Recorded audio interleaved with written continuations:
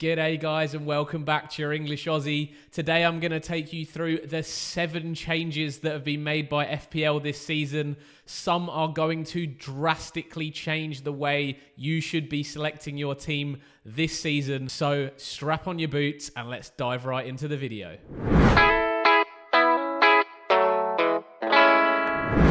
So the first change, and undoubtedly the biggest change in FPL this year, is defensive contributions. CBIT stands for clearances, blocks, interceptions, and tackles.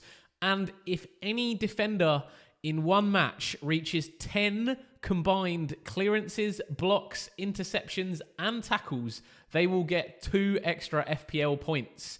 Now, for midfielders, if they manage to reach 12 combined clearances, blocks, interceptions, and tackles, and they also have the additional recoveries, then they will also get an extra 2 points per match. This is capped at 2 points. If they manage to get 40 or 50 combined, they will still only get a maximum of 2 points. And if they get less than the 10 or the 12, they will get 0 points.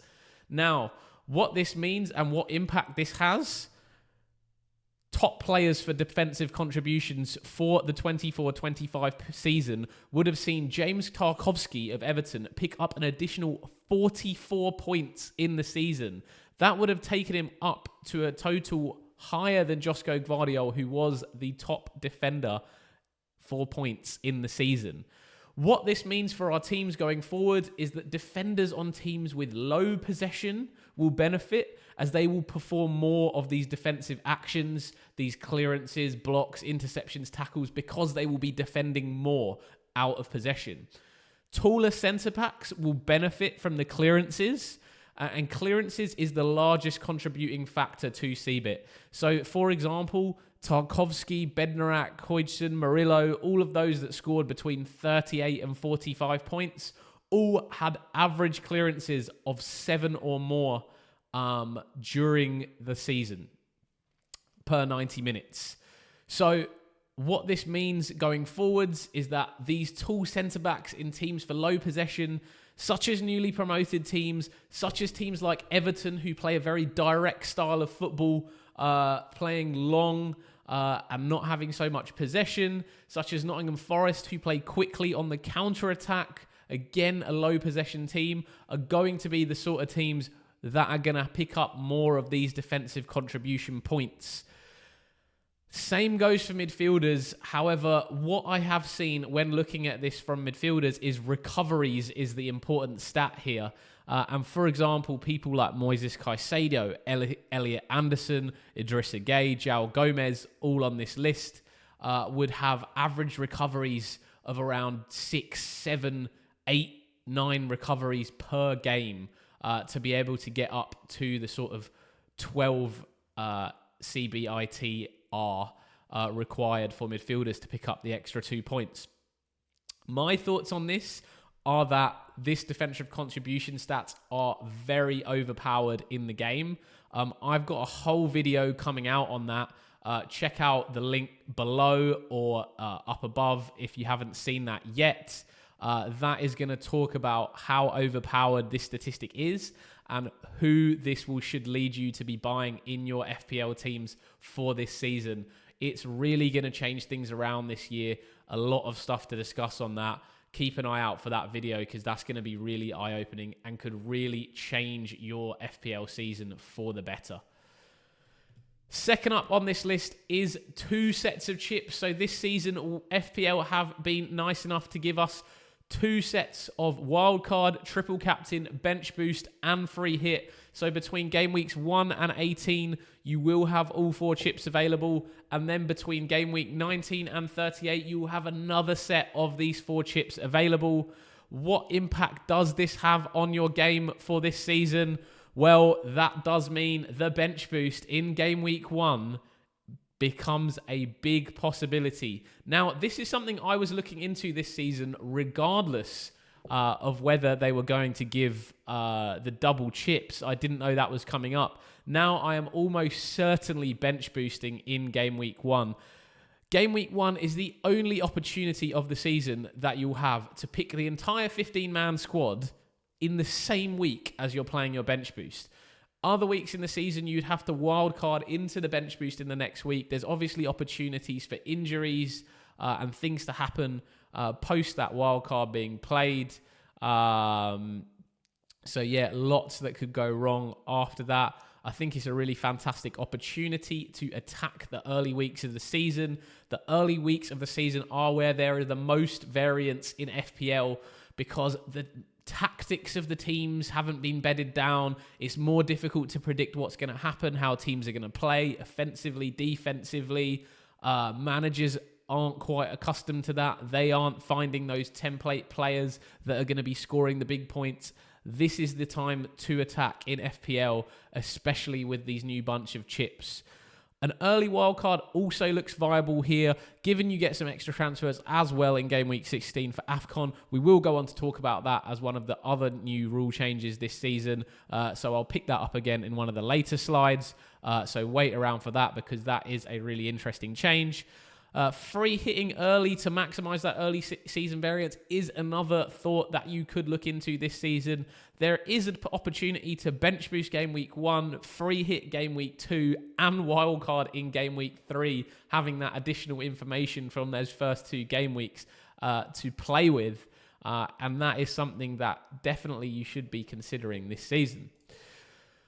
Moving on to the next one, as we talked about, there will be 5 extra transfers given to you for AFCON. So if in game week 15 you had 5 transfers, you used all of them, you were down to just the 1 free transfer in 16, that will be topped up to another 5 transfers in game week 16, regardless of how many transfers you had. If you had 3 the week before, you'll have 5. If you had 5, it will stay on 5. That is the maximum number of transfers you can carry forwards. So my advice to all of you guys would be to make sure that you use up all your transfers in game week 15, given that you get that fresh bunch of 5 in 16. What this means and what impact this has on your team selection is that an early wildcard is even more viable now. You want to be using it before that game week 16 where you get those additional 5 transfers. There are some nice areas to use a wildcard this season, maybe around 3 and 4, maybe around game week 7 fixture swings or game week 12-13 fixture swings look like a really nice time to use them. I will be putting out a video in a couple of days with the optimal chip strategy, in my opinion, going forwards for the beginning of the season. So look out for that one. That's going to be another really interesting one that's going to come out. This also means that less planning is required for the long haul for you. Obviously benefits those casual managers a little bit more, given that if they haven't planned things out, they've suddenly got a bunch more transfers to be using. And again, makes that early free hit more of a possibility so that you can maximize that early season variance. Moving on to number 4, and this is a rule change to the assists. So previously, if a pass was deflected away from the player's intended target to another player and they scored, you wouldn't be given the assist for that pass. Now, provided that the deflection is received by the attacker within the area, your player will be given the assist for that pass. For example, you cross a ball into the box, the defender heads it away, the other attacker picks the ball up within the area and shoots and scores, that assist will be given to your player, even if the cross wasn't intended for him in the first place. What's the impact of this? More assists, more points, more happiness each week, really. I think there would have been an extra 40 assists given last year if this rule was in place. Moving on to number 5, and this is a change to the bonus point system, the BPS system, where your players accumulate those throughout the game in order to end up with either 3, 2, or 1 bonus points at the end of the game. So these are the individual BPS that the players are ranked by in order to achieve the top, the second, or the third to get those 3, 2, 1 points. So previously, goalkeepers would get +2 in BPS for each save made. However, now they will be getting +3 if the shot was inside the area and still the 2 if the shot was from outside of the area. The second change was goal line clearances are going to be +3. Previously were +3 in BPS and are now +9 BPS, so that you know how crucial those are for defenders. Now previously a penalty scored was 24 BPS for forwards, 18 for midfielders, and 12 for defenders or goalkeepers. Now, any player that scores a penalty will be +12 in BPS. That sort of negates the impact of midfielders that are on penalties, such as a Salah scoring 1 penalty in the game and just winning those bonus points, stealing them away from other players. On the flip side of that, goalkeepers that save penalties will be getting +8 BPS rather than the +9 BPS that they were previously getting. However, the save off a penalty also allows them to get the +3 BPS for the shot being inside the area. So overall, it's a +11 for a penalty save. And finally, the last change is previously it was a +2 BPS for the net tackles won, so the amount of tackles that you won minus the amount of tackles that you lost. So if you won 4 tackles and you went in for 6 and you lost 2, your net would have been 2 successful tackles.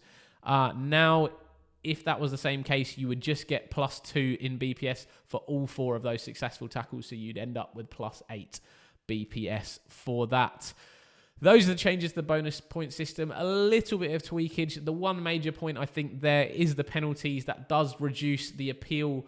That does reduce the bonus points for midfielders that are on penalties slightly.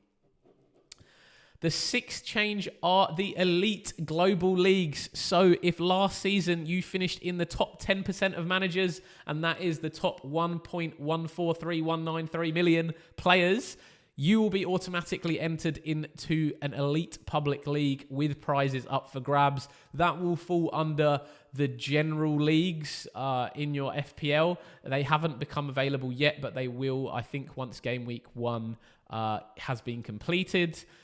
If you finished in the top 1% of the prior season, you will also be in an additional elite league for the top 114,319 players. They will be entered into that. Again, it will fall under general, and I think it will come out after game week 1. I'm looking forward to being in both of those leagues after a good finish last season. So let me know below if you guys are in those as well. And just a reminder, if you can, it would be really great if you guys could subscribe to the channel. We are just a small channel at the moment and trying to grow, so every subscription would be really appreciated from you guys. Finally, the final change, I have left the least interesting till last. It is the team badges. You can create your own FPL team badge on the FPL site, sort of. It's mostly use of AI and Adobe. Check it out, see what you think, and let me know down below in the comments whether you thought this should go a little bit higher on the interesting changes list. Thank you guys so much for listening. Hopefully this was really helpful for you guys. It was just a quick video explaining all the changes. If you want more details on that, put some comments down below. I am happy to reply to all your comments. If you do want to be involved in any of my other videos, such as the Rate Your Team videos, take a look at them. I'll leave a link to the playlist or to the video up above. And yeah, if you want to be involved, make sure you comment on those videos with your team, and I will rate your teams on future videos. Thank you guys so much for watching. This has been your English Aussie, and have a fantastic week, guys. I will catch you later.